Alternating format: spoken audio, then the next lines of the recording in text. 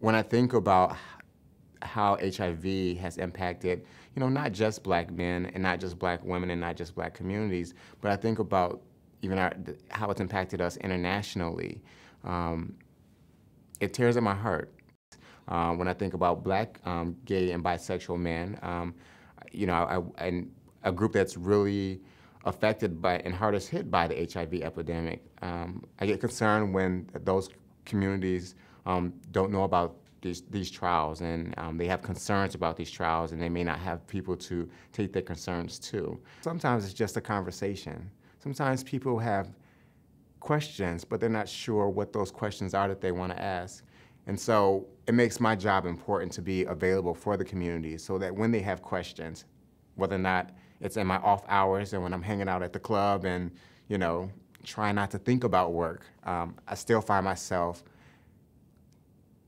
prepared to answer people's questions, because if they're coming to me at that time, that's because they really want an answer, and I want to respect that.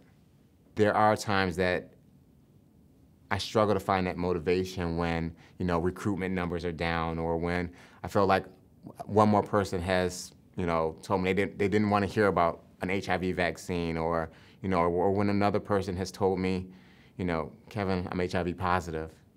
But I have to go back to my spiritual foundation. I have to go back to my sense of community, to my sense of social activism, and realize that this is for a greater cause.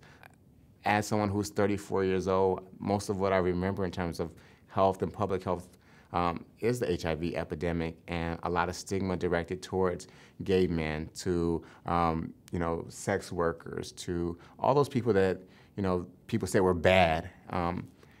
And I'm motivated to do this work because the ways in which people contract the virus oftentimes are extensions of trying to search for love and acceptance. And so I don't think we should be punished for those things.